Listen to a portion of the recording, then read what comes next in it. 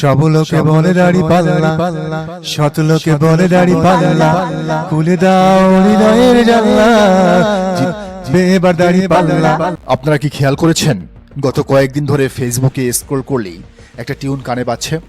YouTube shorts, TikTok, reels সব জায়গায় একই গান। গানটি হলো দেখে দেখে কেটে গেল বেলা, বদলে যাচ্ছে দেখো খেলা। মজার ব্যাপার হলো এটি আসলে বাংলাদেশ জামায়াতে ইসলামীর একটি নির্বাচনী গান, কিন্তু আপনি যদি ভিডিওগুলো চেক করেন তবে অবাক হয়ে যাবেন। বিএনপির মিছিলে এই গান বাজছে, এনসিপির কর্মীরা এই গান দিয়ে রিলস বানাচ্ছে, এমনকি যারা রাজনীতির ধারের কাছেও নেই সে ফ্যাশন ব্লগার বা সাধারণ নারীরাও এই গানের সাথে তাল মিলিয়ে ভিডিও বানাচ্ছেন। একটা রাজনৈতিক দলের গান যে এতটা সার্বজনীন এবং আকর্ষণীয় হতে পারে তা আমাদের কল্পনার বাইরে ছিল। আজকের ভিডিওতে আমরা জিজ্ঞেস করব কেন এই গানটি সব দলের, সব মতের মানুষের এনথেম হয়ে উঠল। এর লিরিক্স আর টিউনে কি এমন জাদু আছে এবং গানের পেছনের ব্যক্তির পরিচয়। প্রথমে আসি গানের মেকিংয়ে। রাজনৈতিক গান বলতে আমরা সাধারণত বুঝি একগেয়ে স্লোগান বা পুরোনো দিনের মার্চ পাস্ট স্টাইলের সুর, কিন্তু এই গানটি পুরো মডার্ন। এর রিদম, বিট এবং কম্পোজিশন বর্তমান জেনজি এবং তরুণ প্রজন্মের টেস্ট বা রুচি অনুযায়ী তৈরি করা। লিরিক্সের দিকে তাকান, বদলে যাচ্ছে খেলা। এই লাইনটা 5 আগস্ট পরবর্তী বাংলাদেশের সাইকোলজির সাথে পারফেক্টলি ম্যাচ করে। দেশের মানুষ পরিবর্তন চেয়েছে, তারা দেখছে সবকিছু বদলে যাচ্ছে।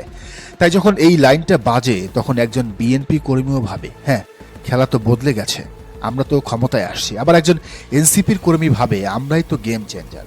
অর্থাৎ লিরিক্সটা এতটাই স্মার্ট যে এটা যে কেউ নিজের দলের পক্ষে ব্যবহার করতে পারছে। জামাতের কালচারাল উইং এখানে এক অসামান্য বুদ্ধিমত্তার পরিচয় দিয়েছে। তারা গানটাকে দলের মধ্যে সীমাবদ্ধ না রেখে সময়ের গানে রূপান্তরিত করেছে। সবচেয়ে ইন্টারেস্টিং পার্ট হলো বিএনপি এবং এনসিপির কর্মীরা এই গান ব্যবহার করছে। কেন? তাদের কি নিজেদের গান নেই? আছে, প্রথম বাংলাদেশ বা অন্যান্য গান আছে, কিন্তু এই মুহূর্তে সোশ্যাল মিডিয়ায় ভাইরাল অ্যালগোরিদম বলে একটা ব্যাপার আছে। বিএনপির কর্মীরা দেখছে এই গানে ভিডিও বানালে রিচ বেশি হচ্ছে, ভিউ বেশি হচ্ছে, তাই তারা দলের কথা ভুলে গিয়ে ট্রেন্ডের সাথে গা ভাসাচ্ছে। তাছাড়া গানের কথাগুলো বিজয়ের কথা বলে, পরিবর্তনের কথা বলে, চেঞ্জের কথা বলে, নতুন বন্দোবস্তের কথা বলে। একজন বিএনপি কর্মী যখন দেখে তার দল জেতার পথে, তখন এই গানটি তার মনের উত্তেজনার সাথে মিলে যায়। এটাকে বলা হয় মিউজিক্যাল নিউট্রালিটি। গানটি যখন রিলিজ হয়েছে তখন সেটা আর জামাতের থাকেনি, শিবিরের থাকেনি, সেটা পাবলিক প্রপার্টি হয়ে গেছে। জামাত এখানে একটি কালচারাল ভিক্টোরি বা সাংস্কৃতিক বিজয় অর্জন করেছে। তারা তাদের প্রতিপক্ষকেও বাধ্য করেছে তাদের সুরে নাচতে, গাইতে, সুর মেলাতে। জামাতে ইসলামীকে সাধারণত রক্ষণশীল বা কনজারভেটিভ দল হিসেবে ট্যাগ দেওয়া হয়, কারণ তারা ধর্মীয় দল বা ইসলামপন্থী দল। তাদের গান সাধারণ নারীরা শেয়ার করবেন বা মডার্ন নারীরা শেয়ার করবেন বা সেই গানে পারফর্ম করবেন, এটা ছিল অকল্পনীয়, অচিন্তনীয়। কিন্তু এই গানটি সেই ব্যারিয়ার বা বাধা ভেঙে দিয়েছে, সেই বাঁধ ভেঙে দিয়েছে। আমরা দেখছি বোরকা পরা নারীরা তো বটেই, এমনকি সাধারণ পোশাকে থাকা নারীরাও এই গানের সাথে ভিডিও দিচ্ছেন, কারণ গানটির সুর অত্যন্ত মেলোডিয়াস এবং আশা জাগারিয়া। এখানে কোনো উগ্রতা নেই, কোনো বিদ্বেষ নেই, আছে শুধু সামনে এগিয়ে যাওয়ার প্রত্যয়। একটা গান কিভাবে রাজনৈতিক পরিচয় মুছে দিয়ে মানুষকে বিনোদন দিতে পারে, এটা তার ক্লাসিক উদাহরণ। মানুষ আর এখন ভাবছে না এটা কার গান, মানুষ ভাবছে গানটা তো শুনতে ভালো লাগছে, দ্যাটস ইট। শেষ কথা হলো রাজনীতিতে মার্কেটিং খুবই গুরুত্বপূর্ণ।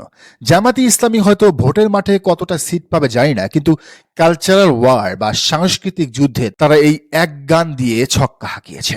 যে গান প্রতিপক্ষের কর্মীরাও নিজের অজান্তে গুনগুন করে গায়, সেই গানের ইম্প্যাক্ট সুদূর প্রসারী। দেখো দেখো বদলে যাচ্ছে খেলা, এই লাইনটি এখন বাংলাদেশের বাস্তব চিত্র। তো বিএনপি থেকে এনসিপি, গৃহিণী থেকে কর্পোরেট, সবার মুখে বাজছে যেই সুর, সেই হিট গানের পেছনে আছেন কে? কার ব্রেন থেকে এত মডার্ন কম্পোজিশন এলো? এটা কোনো সাধারণ দলীয় কর্মীর কাজ নয়, এটা কোনো শৌখিন শিল্পীরও কাজ নয়, কোনো আনাড়ি শিল্পীর কাজ নয়। এখন আমরা জানবো এই গানের পেছনের মাস্টার মাইন্ড কে। জানলে অবাক হবেন, তিনি একজন আন্তর্জাতিক মানের ফিল্ম প্রডিউসার বা চলচ্চিত্র পরিচালক, যার হাত ধরে সিলিকন ভ্যালি থেকে শুরু করে বাংলাদেশ সরকারের বড় বড় প্রজেক্টের কাজ হয়েছে। চলুন পরিচিত হই হাসান আল বান্নার সাথে। এই ভাইরাল গানটির স্রষ্টা মূলত হাসান আল বান্না। তিনি একজন ফিল্ম প্রডিউসার এবং ক্রিয়েটিভ ডিরেক্টর। বর্তমানে তিনি সপরিবারে বসবাস করেন যুক্তরাজ্যের লন্ডনে, তবে তার নারীর টান বাংলাদেশের বরিশালে। হাসান আল বান্নার পৈতৃক নিবাস বা গ্রামের বাড়ি বরিশাল বিভাগের দ্বীপ জেলা ভোলায়। ব্যক্তিগত জীবনে তিনি অত্যন্ত পারিবারিক একজন মানুষ, সজ্জন মানুষ। তিনি বিবাহিত এবং 2 সন্তানের জনক। কিন্তু তার শান্তশিষ্ট পারিবারিক পরিচয়ের আড়ালে লুকিয়ে আছে এক তুখোর প্রফেশনাল সত্তা।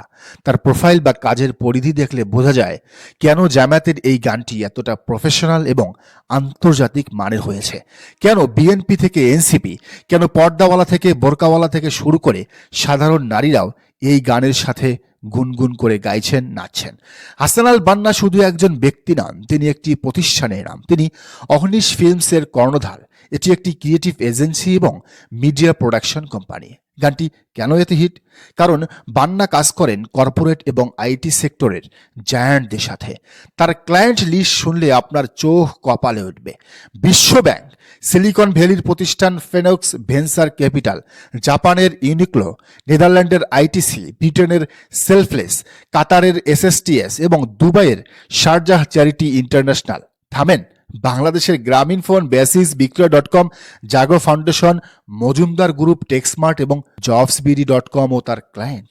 শুধু তাই নয়, তিনি বাংলাদেশ সরকারের অত্যন্ত গুরুত্বপূর্ণ মন্ত্রণালয়গুলোর সাথেও কাজ করেছেন। সমাজ কল্যাণ মন্ত্রণালয়, বিদ্যুৎ ও জ্বালানি মন্ত্রণালয় এবং আইসিটি ডিভিশনের সাথে বহু কাজ হয়েছে তার। অর্থাৎ যিনি সিলিকন ভ্যালি বা বিশ্ব ব্যাংকের স্ট্যান্ডার্ড মেনটেন করে কাজ করেন, তার বানানো গান যে ভাইরাল হবে এটা তো স্বাভাবিক ঘটনা। তিনি পলিটিক্যাল গানকে কর্পোরেট ব্র্যান্ডিং এর লেভেলে নিয়ে গেছেন। এত বড় বড় কমার্শিয়াল কাজের বাইরেও হাসান আল বান্নার একটি মানবিক দিক আছে। তিনি তার প্রফেশনাল কাজের পাশাপাশি সিএসআর বা কর্পোরেট সোশ্যাল রেসপন্সিবিলিটি হিসেবে সমাজের নানান অসঙ্গতি ও সম্ভাবনার গল্প নিয়ে ছোট ছোট ওয়েব ফিল্ম বানান। তিনি শহীদ ওসমান হাদিকে নিয়ে সুন্দর সুন্দর গান বানিয়েছেন। কেন করেন এসব? তার নিজের ভাষায়, দিন শেষে এই কাজগুলো আমাদের ঘুমটাকে আরো বেশি প্রশান্তির করে। অর্থাৎ তিনি শুধু টাকার জন্য কাজ করেন না, আত্মার তৃপ্তির জন্য কাজ করেন। হয়তো এই গানের লিরিক্সে যে দরদ বা পরিবর্তনের ডাক আছে তা তার এই মানবিক সত্তা থেকেই উঠে এসেছে। হাসান আল বান্না প্রমাণ করে দিলেন, রাজনীতিতে এখন আর যেনতেন কন্টেন্ট দিয়ে কাজ হবে না, কোয়ালিটি বা মান থাকতে হবে। ভোলা থেকে উঠে এসে লন্ডনে বসে যিনি এমন একটি মাস্টারপিস উপহার দিলেন, তাকে স্যালুট। আপনারা কারা কারা এই গানটি শুনেছেন, আপনাদের কেমন লেগেছে জানান মন্তব্যের ঘরে। আর আমার সাথে সুর মিলিয়েও গাইতে পারেন গানের একটি লাইন। দর্শক, সাবস্ক্রাইব করতে কিন্তু ভুলবেন না। নৌকা ধানের শীষ, লাঙ্গল দেখা শেষ, দাড়ি পাল্লা এবার গর্বে সোনার দেশ।